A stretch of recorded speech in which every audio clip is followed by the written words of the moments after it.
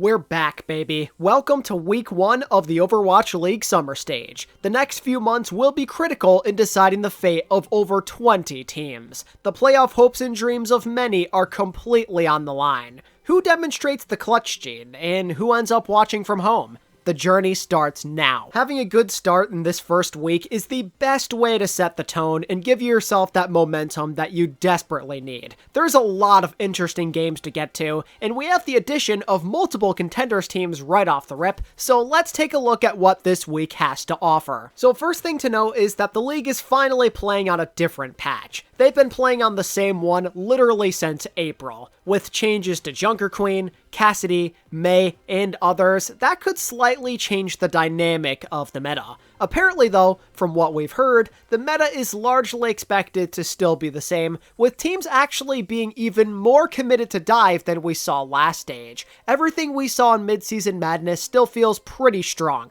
Although there could be some variance with those low to mid-tier rosters. They're going to be a lot more willing to experiment with rush comps amongst other things, so keep an eye on that. There's also going to be a new map pool in effect, I believe, and some roster changes to look forward to as well. Aside from that, things should feel pretty similar. Let's take a look at this week's action, shall we? And as usual, we'll start over in the West. Take a mental note right now, this week starts on Thursday, and it's here where the Outlaws and Mayhem will get a chance to renew their rivalry on the opening day. Just given how close their matches have been so far, I'd consider this to be my Western key match of the week. Florida Mayhem have yet another chance to prove that they're in the upper echelon of title favorites. They've come super close to beating the Outlaws in the past, and Houston haven't lost to anybody but Atlanta yet, so there's definitely some upset potential here. But just given their consistency and where the meta still sits, I'd still favor the Houston Outlaws. Things shouldn't feel all that much different compared to the previous two matches. Florida could give the Outlaws another scare just because of how they match up,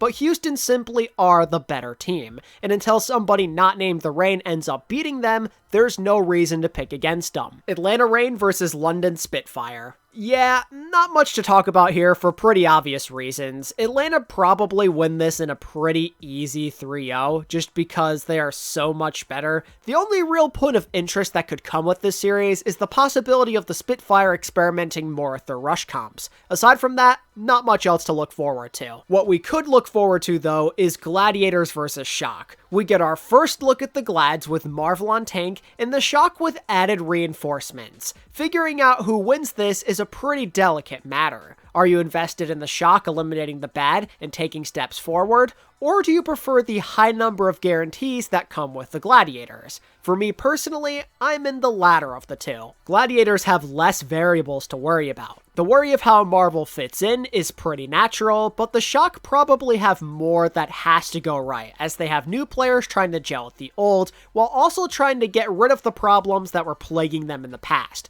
There could be some dysfunction early on as they try and navigate this storm, and that'll cost them against a pretty worthy opponent. Gladiators take this series 3-1 in my honest opinion. For more stable support presence, plus Kai possibly having his comfort picks in Ashe, amongst other things, I feel like Gladiators are the team to be confident in. New York versus Vegas. This is it. The new look Vegas Eternal finally take the stage. Vegas believe that adding in talent from Korea is exactly what they need to turn this thing around and at the very least be more competitive. And to be fair, the guys they got are pretty good additions. However, in a similar light to San Francisco, Vegas have a lot of players who have never played together before. Add in that every new guy is playing on high ping, and it becomes increasingly difficult to believe in them. There's a lot of variables that they're counting on to go completely in their favor, and it's just not realistic this early on. The NYXL should be wrapping this one up pretty quick. They're consistently solid against the teams that they should be beating,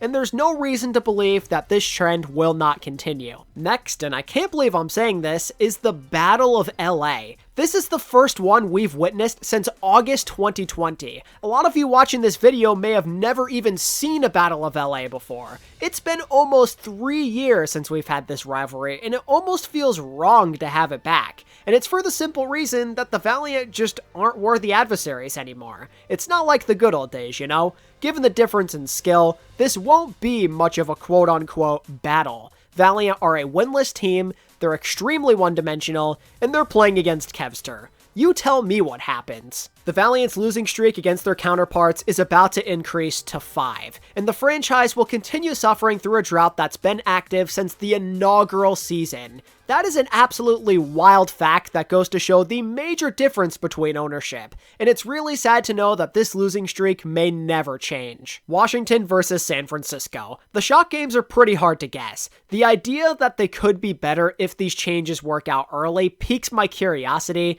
but I just don't know if the moves they made will do them any good. They feel more like desperation moves that may have came a little too late. If not, I'm not exactly convinced everything's gonna click right away, especially in a dive-centric meta that requires a lot of timing and coordination. The Justice have been the better team all season, and specifically their DPS line is a lot more well-balanced, as Flora is a very trustworthy Sombra player. The Justice have less questions surrounding their future, and they're someone who's constantly been dependable against these mid to low tier teams. Give me the Justice in a 3-1. They're just the less risky pick. Starting day 3 is the Battle of Canada. Just given where the Titans are, plus exciting changes for Toronto, this one could be kind of exciting. Now that Toronto finally have a Tracer player, they'll match up a lot better against opponents just like this. Spectra is an absolute game changer. The only question is, can he be enough? The Titans prefer to play fast. Dive is a lot more up their alley. It has been all year. As for Toronto, not so much. They haven't looked very good in that Sombra Winston look, and having a Tracer player does not solve all of their issues overnight. If Defiant want to win, they're going to have to depend a lot more on Hydron flexing over to Hitscan and Hanzo to potentially expose Heesang, who's come over from the Shock. And depending on something as silly as that makes me think that it's probably not worth trusting them. Vancouver are a lot more well-rounded with this kind of stuff, which is why I think they'll win a very close game. The new look Defiant can definitely come out of the gate swinging, and I do think this game is going to end up coming down to the absolute wire, but I do trust in the Titans a bit more in this situation until I'm proven otherwise. Either way though, I think this is a really exciting game. It's the Battle of Canada once again. You have new players on both sides. It's going to be epic. Atlanta Reign versus Washington Justice. If the meta is really staying how it is, then the Reign are likely unstoppable. It's a cool chance for the Justice to show how this new move in main support could maybe change their team dynamic, but there ain't no universe where this game ends up being close, or where they win it for that matter. Unless your name is Houston, then the Reign are gonna eat you for breakfast, lunch, and dinner. Their way of thinking is simply next level, and there's not much the Justice can do here. Next will be Boston versus Houston. On paper, this could be pretty good, and we know that at least one team is guaranteed to show up. How this game goes is largely depending on the Boston Uprising. Are they going to play better with their new coaching staff? Do they recognize why the Outlaws destroyed them the last time? I don't really know if we can trust them. Boston, as of right now, feel like their ceiling is number 3 at best, with a definite tier break in between. Houston are without a doubt the second best dive team in the league. And just knowing what they did to Boston the last time goes to show you that they have a very good idea of how to disrupt Boston's flow. Birdrain can't seem to keep up in that Sombra mental battle, and I just don't like how Boston played in the midseason madness. In my opinion, Boston still have some catching up to do, so I prefer the Outlaws in a 3-1. Like I said earlier, until somebody not named Atlanta beats them, I'm going to assume that the Outlaws win. Concluding Saturday out west is London versus New York. Honestly, I feel conflicted. Genuinely, I'm not a fan of either team in the dive setup. They both strongly prefer to play other things, but based on what we're hearing of dive being more prevalent, plus New York's support shakeup, they actually might be transitioning to more of a true meta pick. And if this happens, this game likely comes down to London and what their comfort is. If they get away with playing Rush at least some of the time, I have confidence that they could actually win this. If they're forced to match New York 24/7 though, they're probably gonna lose. Just considering that NYXL aren't god tier, I get the feeling that London will be able to do some of the things that they want. In fact, New York might end up encouraging it since they like to play some of the same, and those specific maps will probably keep London in this match. I low-key kinda believe in London in like a super close 3-2. They looked a little bit better towards the end of Stage 1, and I'm a pretty big fan of them transitioning back to their tried and true OG lineup with no other BS and just sticking to what they know. They've always looked better with it, including on the dive. So to me, this is probably like a 50-50 game. London maybe feel a bit more comfortable, but so do New York, so it's really gonna depend on who wakes up on the right side of the bed. And I could end up being way off the mark here. On to Sunday, where I expect things to go a bit more quick. First is Florida versus Vancouver. The last time these two played, it ended up being pretty close, but back then, the meta was a lot more dynamic. In its current state, Florida should have the obvious advantage. Their dive has a way higher ceiling, in large thanks to their better Winston mechanics with someone, and I don't really know how I feel about the Titans being down one of their key contributors this early on in the adjustment period. Aspire Sugarfree did everything they could to make that previous match a good one, and now that you only have one piece of that puzzle, and you're heavily depending on Heesang against Merit and Checkmate, there's a lot more room for that Florida DPS line to likely do what they want to in this one,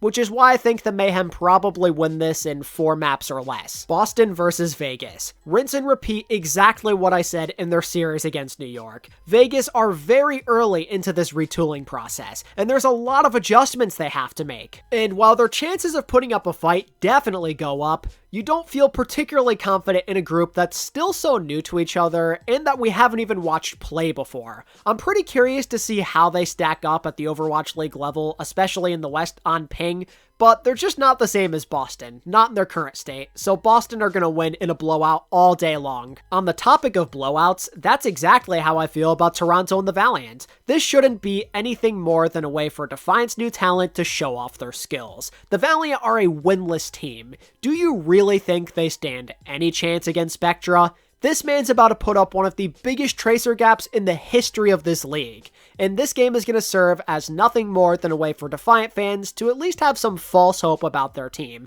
Anything more, and I'd be pretty surprised. That does it for the West, so let's backpedal out East. First is Guangzhou versus O2 Blast. Now, if this was the same O2 roster that we watched in the knockouts, I'd be pretty excited. Luckily for the Charge though, O2 was mined of all of their talent by OWL teams. Now O2 are fielding a completely different roster that's only been together a couple of weeks at most. O2 is known for developing their talent at a pretty fast rate, but it would take a miracle to figure it out this quickly. And I don't know about you guys, but a Prophet with a PH and Who Are You Tracer Sombra comp does not sound appealing. This to me feels like a mismatch, and I expect the final outcome to reflect upon that. This is not the same O2 team that actually earned their spot here, so Charge shouldn't have too much of a problem. We can't say the same thing for Spark versus Infernal though. These two teams represented the East in the mid-season madness, and now they finally get another crack at each other. With that in mind, this is the perfect opportunity to see who truly owns the East, so this has got to be this region's most important match of the week. The last time these two met, Seoul actually won with relative ease. But that was a long time ago, and a lot's changed. The Spark have definitely improved, and after how they did in the tournament, they're back on top of the East. That said, Seoul Infernal are a very good match for them. They've got the DPS, the Winston play, and an arguably better support line. In my opinion, this game will be much closer than the last one. Spark have come a long way. In particular, Shy Sombra has shown some big improvement. And from the recent games we saw at least, he's obviously more consistent than MN3. Spark's DPS play in this kind of meta might prove to be the difference maker. And when you think about it, Infernal were almost flawless during their spring stage qualifier, so they're kind of overdue for a loss like this. So I'll be taking the Spark in a 5-mapper. I still feel like it's going to be a really close game, since Infernal have a very well-balanced roster, but mid-season madness left a sour taste in my mark, so I'm going to go with the team on the hot streak. To close out the East on day 1, the Dynasty play the Shanghai Dragons, and this is another game that piques your interest, right? These two were in contention for worst team in the East last stage, and since then have made some adjustments to their teams. This is the perfect chance to see who is truly the worst of this region. Dragons now have an actual tank player, and Dynasty have a better hit scan. Who has the upper hand here? Thinking about it logically, the Dragons did beat the Dynasty without Fate the last time they played, but they also arguably only won that game to begin with because of Hisu playing the game of his life. Under normal circumstances, the Dynasty were probably the better team back then, and if Easyhan is a good complementary piece to Prophet, the Dynasty should have what it takes to overcome that potential DPS gap. There's also, I suppose, the issue that comes with the Dynasty's potential tank issue with Winston, but I don't think Fate is anything out of this world, so there might not be any sort of hard gap, which makes me say with great hesitance that the Dynasty are going to take this series in a 3-2. I'm pretty unsure of who I actually think is the worst team. The Dragons honestly might be a bit better now that they have a more stable tank situation, but I also don't know how much I can trust a team that literally lost back-to-back games to contenders teams.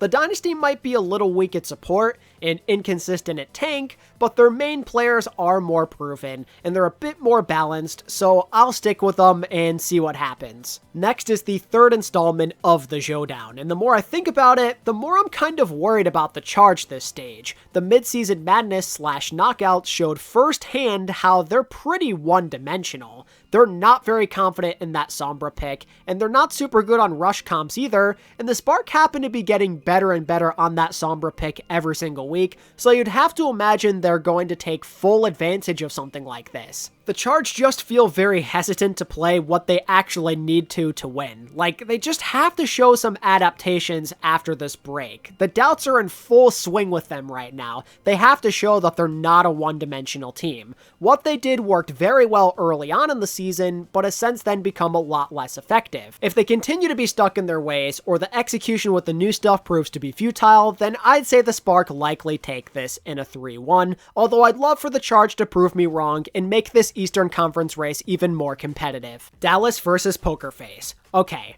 I do not expect the Dallas Fuel to lose this game. They're just a stronger team, and I have more confidence in them now that Hanbin has even more options to dominate with. But Poker Face are a contenders team to keep your eye on out east. Of the teams that automatically qualified for this section of the qualifiers, they're definitely in the best possible shape. They only took one hit to their roster, with Arrow retiring from mandatory military service. Aside from that, this roster is basically the same, just with Victoria as a third DPS. This team is relatively strong for contender standards, and they actually might be one of the better performers this stage. Dallas may not walk away totally wound-free, but since Poker Face maybe aren't the best on the current composition either, Dallas probably win this 3-1. The Fuel have actually shown quite a bit of improvement since opening week, and I'm confident they will continue to go down that trend. Dynasty versus Panthera. To me, Panthera are just okay. They lost Fate and Alien, which definitely hurts them, and considering they already weren't super good in the first place, I don't really know if they're worth taking seriously here.